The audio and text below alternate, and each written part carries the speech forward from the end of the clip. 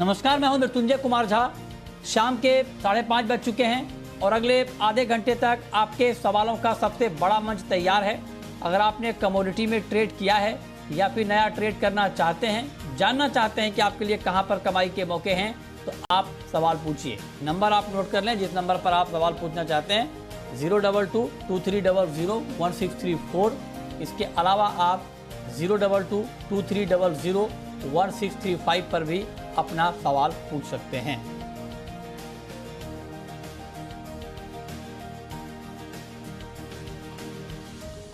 और आज हमारे साथ 4 खास मेहमान जुड़े हैं।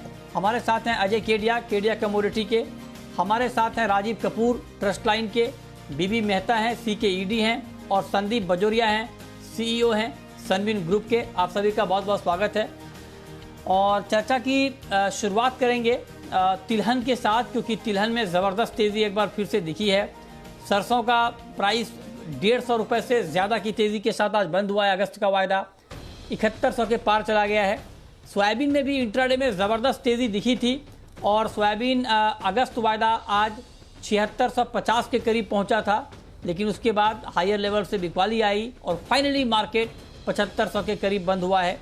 और बहुत ही मामूली तेज़ी के साथ, मतलब हायर लेवल से बहुत तेज़ बिकवाली आई सोयाबीन में, लेकिन सोया तेल और CPO में भी तेज़ी का माहौल बना हुआ है। सवाल ये है कि ये तेज़ी क्यों है और ये तेज़ी क्या आगे और बढ़ेगी, इसके पीछे की वजह क्या है। और इस बीच खबर ये भी आई है कि पाम तेल का इंपोर्ट जून के महीने में 24% कम हुआ है और ये 6 लाख टन से नीचे आ गया है जून के महीने में पाम तेल का इंपोर्ट।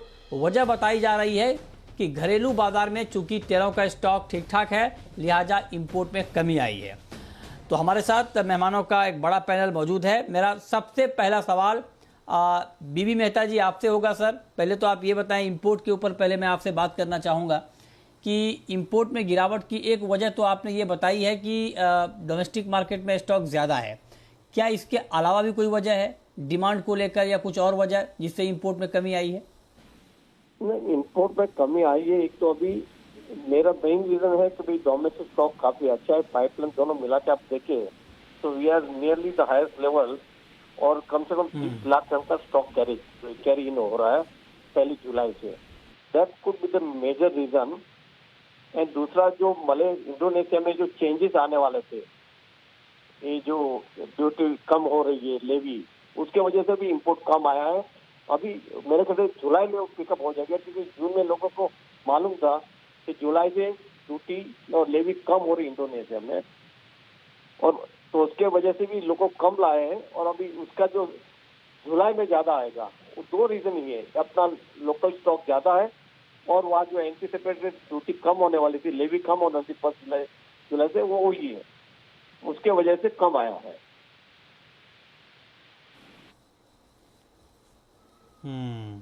तो मेहता जी, मैं आपसे एक बात पूछना चाहता हूं। सर, आपने कहा कि स्टॉक ज़्यादा है, पाइपलाइन में स्टॉक काफ़ी है और इस वजह से इंपोर्ट में कमी आई है। सर, स्टॉक जब ज़्यादा है तो फिर तेलों के दाम बढ़ क्यों रहे हैं? मतलब जो जो इकोनॉमिक्स का जो एक बेसिक सिद्धांत है कि डिमांड सप्लाई के आधार पर चीज़ें तय होती हैं, तो अगर सप्लाई ज़्यादा है सर, तो प्राइस क्यों बढ़ता जा रहा है? पहले भी मैं बता चुका हूँ कि अपना 65 to 70% डिपेंड इंपोर्ट पे है। इंपोर्ट में सारे भाव बढ़े हैं, उसके साथ में लोकल तेल के भी भाव बढ़े हैं। जब भी लोकल भाव नीचे, इंटरनेशनल भाव नीचे है तो अपना लोकल भाव नीचे है। आपने देखे लास्ट महीने में international price went down by 25% nearly, तो अपने लोकल में भी 15-16% तक भाव नीचे गिरे थे। फिर से जब ये ड्यूटी का चक्कर आया, गवर्नमेंट ने ड्यूटी बढ़ा दी, कम कर दी, तो एक ट्रिगर पॉइंट हो गया। जो मार्केट नीचे जा रही थी सडनली यू टर्न लेके ऊपर से चालू हो गई। और आप देखिए, ड्यूटी का बेनिफिट कुछ अपने यहाँ तो को मिला नहीं है। पहले भी जो था आरबीडी पामोलिन 29 जून, वही रेट चल रहा है अभी, तो यहाँ का तो कोई फायदा नहीं हुआ। मगर आरबीडी पामोलिन इंटरनेशनल प्राइस बढ़ गई $60 और क्रूड पाम $80 बढ़ गया 29 जून और अब तक का आज के दिन तक में। तो मतलब यही हुआ कि आपने ड्यूटी कम की, वहाँ भाव बढ़ गए, उनको फायदा हुआ और अपने यहाँ कंज्यूमर को कुछ नहीं मिला। और साथ में यहाँ की गवर्नमेंट ने रेवेन्यू लॉस भी किया है। पहले भी अनुभव था कि जब जब इंडिया ड्यूटी कम करता है, इनसे मार्केट तेज हो जाती है। नवंबर में भी वो भी हुआ था। नवंबर में एक हफ्ता में पार्ट में वही रेट पे आ गए थे, और अभी भी यही 15 दिन में again you are back to square. को सीखना समझना चाहिए कि भी अपनी ड्यूटी कम करने से यहाँ अपने कंज्यूमर को फायदा नहीं हो रहा है। पहले तो आधा मिलता था, इधर पर तो कुछ नहीं मिला है, अपने कंज्यूमर को कुछ बेनिफिट मिला नहीं अपने ड्यूटी रिडक्शन की वजह से। आगे अच्छा, ठीक है। तो आप कह रहे हैं कि इंपोर्ट ड्यूटी में जो कमी की गई उसका कोई फायदा कंज्यूमर को मिला नहीं, ये आपका कहना है। चलिए, हमारे आप बने रहें सर। हमारे साथ संदीप बजोरिया भी हैं, CEO हैं सनविन ग्रुप के। बजोरिया जी, बहुत बहुत स्वागत है आपका भी। आप बताएं सर, ये जो एक बार फिर से तेजी आई है तेल और तिलहन की कीमतों में, आपको लगता है कि इस बार की तेजी भी लंबी चलेगी या इस बार की तेजी शॉर्ट लिव्ड होगी, कम समय के लिए होगी? मृत्युंजय जी, ये वेदर लेड तेजी आई है और वेदर जो है वो इतना कंडीशन नहीं है, तो उसके कारण से अमेरिका में, ब्राजील में, अर्जेंटीना में उस कारण से ये फंड्स ने वापस मार्केट को ऊपर खींचा है। और क्रूड ऑयल भी इन दिनों में ऊपर चला गया था, $75 के आसपास चला गया था। ये दो कारण हो गए। और तीसरा, मलेशिया इंडोनेशिया में जितना प्रोडक्शन बढ़ना चाहिए उतना बढ़ नहीं रहा। वहाँ भी कोविड के केसेस है, मूवमेंट कंट्रोल ऑर्डर है, लेबर शॉर्टेजेस है, बहुत सारे इश्यूज वो भी चल रहे हैं। तो ये सब चीजें एक साथ में आने से ये मार्केट वापस एक सेकंड रन अप में आया है, और वो सेकंड रन अप की we are in the middle of that. So अभी यहाँ इस लेवल पे बाजार में हम लोग खड़े हैं कि जैसे अब CPO का वायदा अगस्त का 1050 है अभी, तो अब लग रहा है इसका 1000 से लेके 1100 का रेंज हो गया है CPO MCX का। और ये सोयाबीन एनसीडेक्स जो है अगस्त का 1326 है, तो इसका रेंज आप समझ के चलिए अभी नया जो रेंज बन गया है वो 1300 से लेके 1375 का लेवल लग रहा है। तो अब ये लेवल के बीच में चलेगा। और जैसे मेहता साहब ने कहा है कि ड्यूटी का तो गवर्नमेंट ने थोड़ा सा इंस्ट्रूमेंट यूज करने की कोशिश करी है, लेकिन उससे ज्यादा वो लोग खा गए हैं जो सप्लाइंग कंट्रीज है, वो एक बात है। लेकिन अब देखिए, ये सब चीजें, अब पेट्रोलियम की कीमतें हैं, पेट्रोल की कीमतें कहाँ कम हो रही है, कहाँ कम कर पा रही है गवर्नमेंट। अब जो इंटरनेशनल हालात है उसको तो हमको साथ देना ही पड़ेगा। लेकिन अब इंडिया में बारिशें भी आप देख रहे थे, जो ऑयल सीड ग्रोइंग एरियाज में जितनी बारिश टाइमली होनी चाहिए उतनी हो ही नहीं। मध्य प्रदेश में भी बारिश की कमी थी, और ये सब कारणों से भी एक तेजी को असर मिला है। सो ये सब मौसम is the major thing, India का मौसम और वर्ल्ड का मौसम, इस कारण से ये सेकंड रन अप शुरू हुआ है। अच्छा, ठीक है। तो ये राय है आपकी कि मतलब आप कह रहे हैं कि मौसम जो इस बार की तेज़ी है इसके पीछे वेदर एक बड़ी वजह उसको आप मान रहे हैं। मेहता जी, एक चर्चा इस वक्त ये हो रही है और मतलब कारोबारियों के बीच में कि जब दालों पर स्टॉक लिमिट लग सकती है तो तेल और तिलहन पर क्यों नहीं, क्योंकि तेलों के मुकाबले तो दालों के दाम कम बढ़े हैं। फिर भी जब वहाँ पर स्टॉक लिमिट लगाई जा सकती है तो तेलों के ऊपर क्यों नहीं? और इसको लेकर बीच में खबर भी आई थी कि कुछ चर्चा भी चल रही है सरकार के अंदर। तो आप बताएं कि आपका अपना ओपिनियन क्या है, क्या ये एक सॉल्यूशन है क्या कि तेल और तिलहन पर कुछ वक्त के लिए स्टॉक लिमिट लगाई जाए कीमतों को काबू में रखने के लिए? आपका ओपिनियन इसके ऊपर क्या है सर? लिमिट कोई सॉल्यूशन नहीं है, rather it will create more short supply. अभी सप्लाई का कोई पोजीशन नहीं, जितना चाहे इतना तेल मिल रहा है। जो कंसर्न है प्राइस की है, सप्लाई का कोई कंसर्न नहीं है। सप्लाई चेन कंफर्टेबल है, जितना तेल चाहिए इतना आ रहा है और आएगा। दूसरा चीज मैं आपको बताऊं, जो सोइल कंट्रोल ऑर्डर में अभी भी पल्सिस से एडिबल तो एग्जाम कर दिया है 2018 में, is not a part of the soil control order. पहले था पल्सिस और ऑयलसीड साथ में थे, दोनों सोइल कंट्रोल में थे। 2018 में तो निकाल दिया है, ऑयलसीड सोइल कंट्रोल ऑर्डर में ही नहीं, ऑर्डर की बाहर है। तो वही फर्क है, और सप्लाई चेन कंफर्टेबल है। और फिर से इंस्पेक्टर राज ला के क्या फायदा निकालेंगे आप, ज्यादा माल शॉर्टेज हो जाएगी। अच्छा, तो आप कहें कि ज्यादा शॉर्टेज हो जाएगी सर, तो आप कोई फार्मूला बताएं मेहता जी जिससे दाम कुछ और कम हो। दाम तो कम उतने हुए नहीं हैं, दाम इनफैक्ट थोड़े से कम हुए भी बीच में, लेकिन उसके बाद फिर से बढ़ने लगे। तो आप कोई फार्मूला बताना चाहेंगे, सुझाना चाहेंगे सरकार को दाम कम करने का? मेरे पास कोई जादुई चिराग नहीं है कि मैं फार्मूला बताऊं उससे भाव कम हो जाए। वो तो वी विल मूव इन। आपके पास है सर, आप बताना नहीं चाहते, आप इतना अनुभवी आदमी हैं इंडस्ट्री का। अरे भाई, अगर कोई भाव कम होने के कोई मेरे पास दिमाग में सॉल्यूशन है तो जरूर बताता था। अभी जो इंटरनेशनल मार्केट तेज हुई तो लोकल मार्केट थोड़ी तेज होने वाली है, तो उसका एक फायदा भी समझ लीजिए। आज जो एकरेज बढ़ने वाला है साल ऑयल सीड पे, ये भाव की वजह से बढ़ेंगे, वो भी हम नहीं भूले। कि किसान को 2 पैसा ज्यादा भी मिल रहा अच्छा। है और एकरेज भी बढ़ेगा, वो फायदा मिल रहा है। हम हर दफा कंज्यूमर की बात करते हैं, कभी किसान की सोचते नहीं। तो इस दफा इतना जो भी भाव बढ़े तो किसान को भी अच्छे दाम मिले हैं और आज तक मिल रहा है। और एकरेज अभी बढ़ेगा खरीफ में, तो नहीं, ठीक बारिश बात की है। वजह से एकरेज नहीं ठीक है। बढ़ा है, नहीं तो भाव और एकरेज बढ़ जाता था। हाँ, तो ये सब अच्छा, ठीक है। चलिए बजोरिया जी आपके पिटारे में कुछ है सर, दाम कम करने का कोई फार्मूला आपके पास? नहीं, दाम करने का फार्मूला तो यही, अभी सोइंग जैसे बढ़ रही है और अभी बारिशें आ गई है तो उस कारण से थोड़ा नेगेटिव इम्पैक्ट आएगा। एक तो ये एक सिचुएशन है और दूसरा देखिए मतलब बाकी की चीजें तो हमारे हाथ में इतनी नहीं है। हम 70% तो इम्पोर्ट पे डिपेंडेंट है, हम इतने आत्मनिर्भर इसमें भी है नहीं। तो इम्पोर्ट अभी महंगा है, जैसे पेट्रोलियम में महंगा है, पेट्रोल डीजल आ रहा है तो गवर्नमेंट को भी यहाँ 100 रुपए के ऊपर ही लीटर में भाव चल रहा है।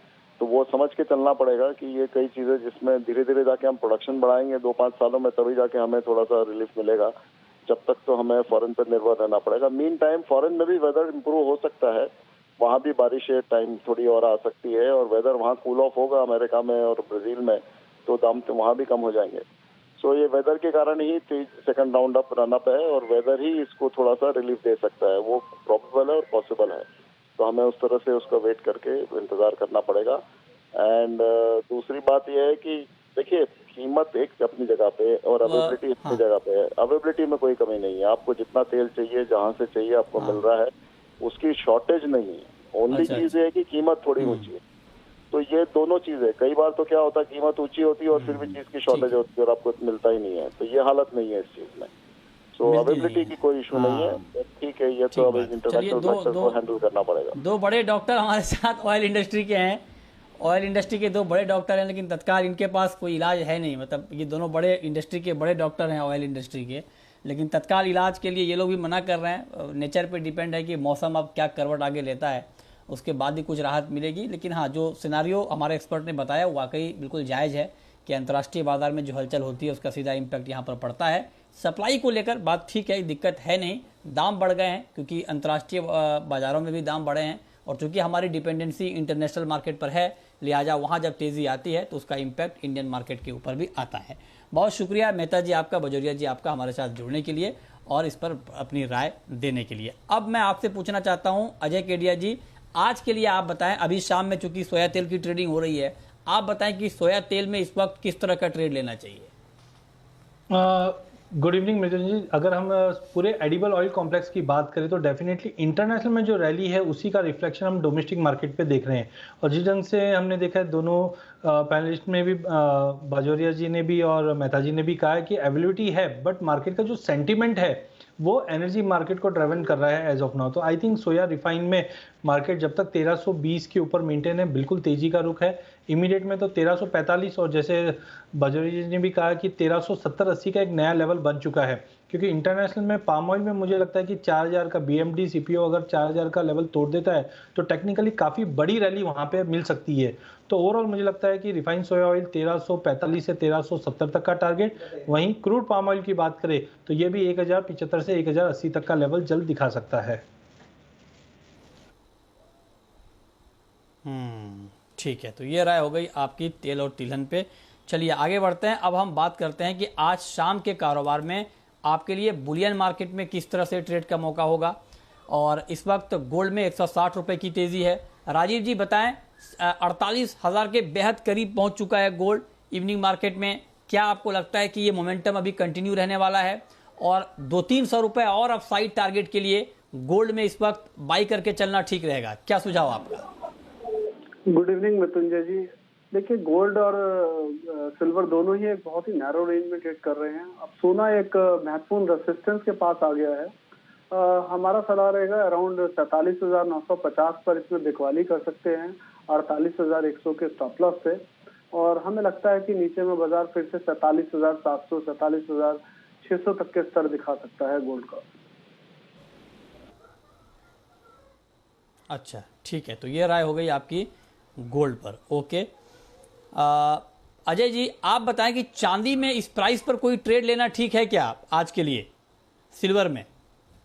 मिथुन जी, अगर हम देखें तो पिछले 2-3 दिनों से मार्केट एक सीमित दायरे में ट्रेड कर रहा है। कल भी हमने देखा इवनिंग सेशन में थोड़ा पुल बैक दिखाया था मार्केट, बट इमीडिएटली रिकवर कर गया है। तो आई थिंक इंटरनेशनल में बॉन्ड यील्ड में अभी भी दबाव है, डॉलर इंडेक्स में भी थोड़ा बहुत दबाव बन रहा है, और साथ में कोविड का जो कंसर्न है नए वेरिएंट को लेके, ये कहीं ना कहीं सोने और चांदी को सपोर्ट कर रहा है। तो आई थिंक आज मार्केट इन्फ्लेशन डेटा से पहले, ये हफ्ते में जो यूएस से इन्फ्लेशन डेटा है उससे पहले दायरे में ही ट्रेड करता हुआ दिखाई दे रहा है। सितंबर वायदा 69,000 के करीब लेके चलिए, 69,800 तक के लेवल हम चांदी में देख पाएंगे। ठीक है, तो ये राय हो गई आपकी कि इसमें आप किस तरह का ट्रेड ले सकते हैं। चलिए अब हम शुरू करते हैं सवाल और जवाब। पहला सवाल है राहुल का, पूछिए राहुल। नमस्ते मित्र जी। हेलो, नमस्कार, पूछिए। मेरा सवाल चना पे है। 2 माह में चने में क्या होगा? 2 महीने में चने में क्या हो सकता है, ये आप जानना चाहते हैं। चने के दाम बहुत नीचे तो आ गए हैं। बताएं राजीव जी, क्या लगता है आपको? चना आज 26 रुपये बढ़कर बंद हुआ है, लेकिन अभी भी 4850 के नीचे है भाव।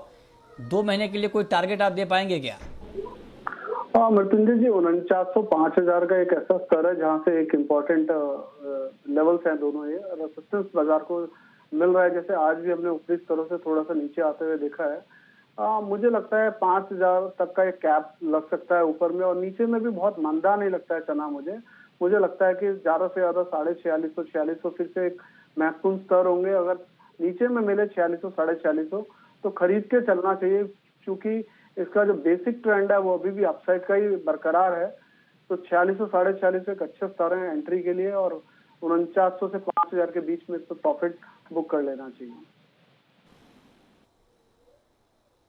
ठीक है, अगला सवाल है अमित का, धामपुर से है हमारे साथ। पूछिए अमित जी। सर मेरा सवाल केडिया जी से है।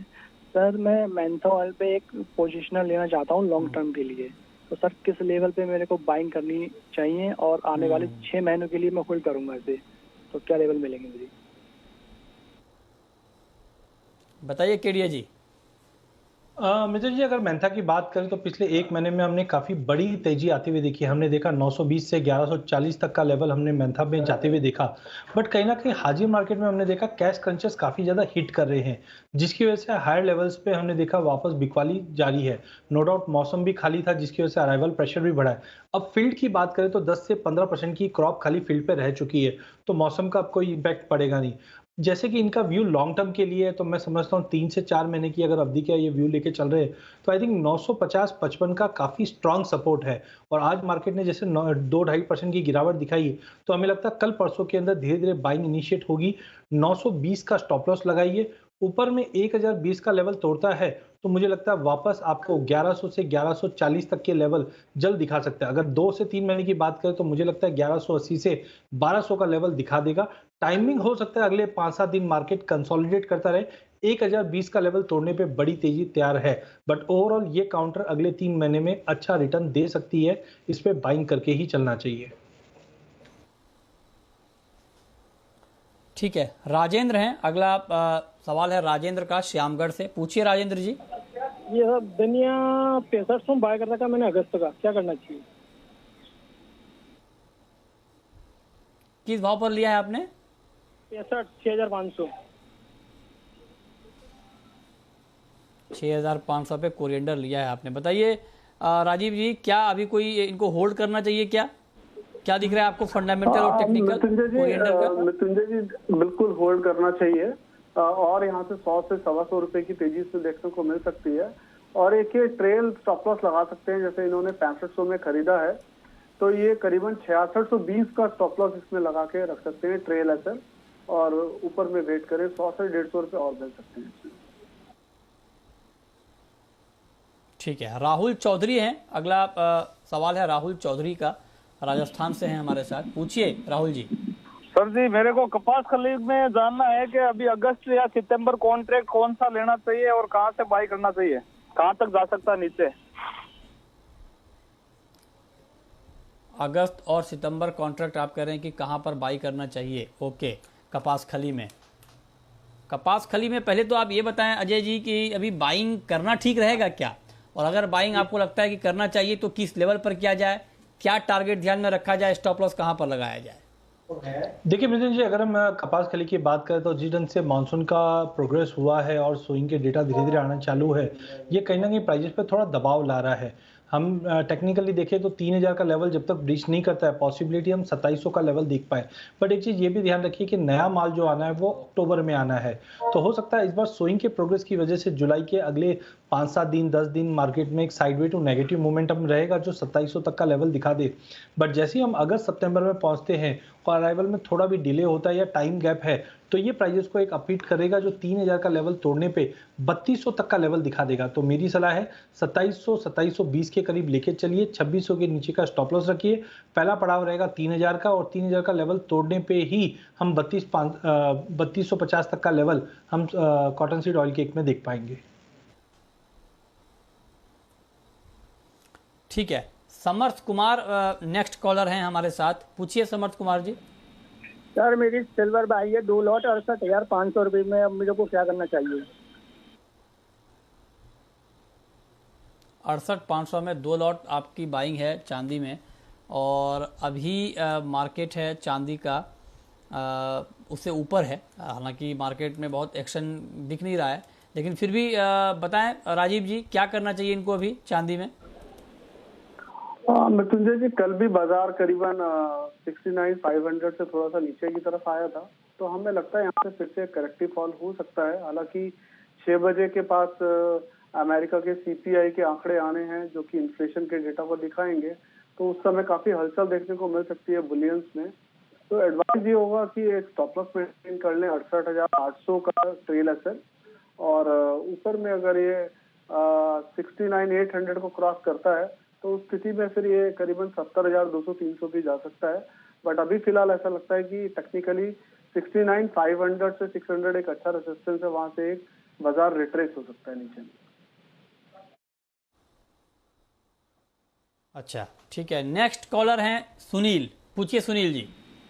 जी मेरे 2 सवाल हैं। मुझे गोल्ड में पोजीशन लेनी है, तो अब इंक्रीजिंग भी हर रोज ये हो रहा है कि गोल्ड लोअर हाइज बना रहा है, और दूसरी बात कि दूसरा सवाल ये कि आरबीआई की जो लास्ट मॉनेटरी पॉलिसी, उन्होंने बॉन्ड बाइंग की बात करी थी 1,20,000 करोड़ की, तो वो जुलाई में किस टाइम पे होगी और उससे कितना फॉल आ सकता है रुपए की वैल्यू में? और अच्छा सवाल पूछा है आपने। इन दोनों सवालों का जवाब अजय जी क्या देना चाहेंगे आप? देखिए सबसे पहले तो अगर हम बॉन्ड बाइंग की बात करें तो देखिए गोल्ड कभी भी हम इंटरनेशनल मार्केट पे ज़्यादा इस बार फोकस है, या हम बोल सकते हैं कि जो मोमेंटम है इंटरनेशनल को देख के, डोमेस्टिक मार्केट का इसका जो इम्पैक्ट पड़ेगा रुपए पे पड़ेगा। ऑलरेडी हमने देखा है कि रुपया 75 का लेवल छूने के बाद अब स्ट्रेंथ लेता हुआ दिखाई दे रहा है, तो रुपए में अगर स्ट्रेंथिंग आती है तो कहीं ना कहीं डोमेस्टिक मार्केट पे गोल्ड थोड़ा दबाव ले सकता है। बट एज ऑफ नाउ आप इंटरनेशनल में देखिए तो बॉन्ड यील्ड वहाँ पे गिरावट ले रहा है यूएस में, और साथ में डॉलर इंडेक्स में भी थोड़ी गिरावट है। नया वेरिएंट जो कोविड का है जिसकी वजह से रेस्ट्रिक्शंस वापस बढ़ रहे हैं, ये एक मेजर चंक है जो प्राइजेस को सपोर्ट कर रहा है। तो आई थिंक जैसे कल भी हमने देखा कि 1790 तक का प्राइजेस ने स्पाइक किया नीचे की तरफ और वापस रिकवर कर गया, तो कहीं ना कहीं इंटरनेशनल के जो फैक्टर्स है वो इस वक्त ज़्यादा इम्पैक्ट कर रहा है गोल्ड को। तो आई थिंक जब तक 1800 या लेट से 1790 का लेवल मेंटेन है, आई थिंक प्राइजेस का मोमेंटम पॉजिटिव है इंटरनेशनल के हिसाब से, जो 1820 से लेकर 1834 का लेवल दिखा देगा। बट इसका रिप्लिका डोमेस्टिक मार्केट पे थोड़ा कम है, बिकॉज जो आरबीआई के स्टेप्स है, या इनफैक्ट हमने पिछले 2-4 दिनों में जो स्टेप्स लेते हुए देखे हैं, उसके बाद रुपए में जो मजबूती आई है उसका रिफ्लेक्शन डोमेस्टिक मार्केट पे थोड़ा हर्डल कर रहा है। तो ओवरऑल मुझे लगता है कि गोल्ड का अगर आप बात करें आज के ट्रेड सेटअप की, तो हमने 2-3 बार देखा 47,600 47,550 के नीचे गोल्ड नहीं जा रहा है। तो because of that I think market is good to buy over here. 48,200 का लेवल ब्रीच करने पे 48,550 तक का लेवल हम गोल्ड में देख पाएंगे। ठीक है, अब वक्त है रैपिड फायर राउंड का।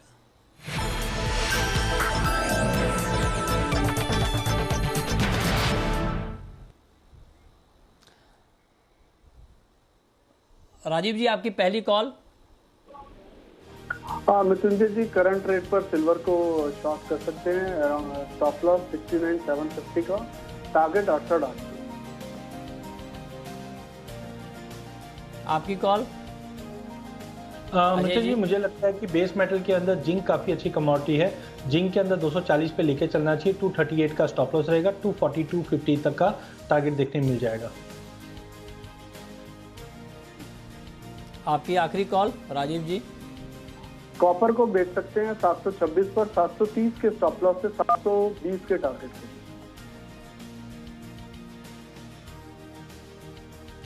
केडिया जी, आपकी आखिरी कॉल क्या है? मुझे लगता है क्रूड ऑयल के अंदर ना मार्केट अपसाइड का सस्टेन नहीं कर रहा है। 5560 पे क्रूड को बेच के चलना चाहिए, 5450-60 तक का लेवल हम क्रूड में देख पाएंगे। ओके, चलिए, बहुत शुक्रिया केडिया जी आपका, राजीव जी आपका हमारे साथ जुड़ने के लिए, बताने के लिए कहाँ पर कमाई के मौके बनेंगे।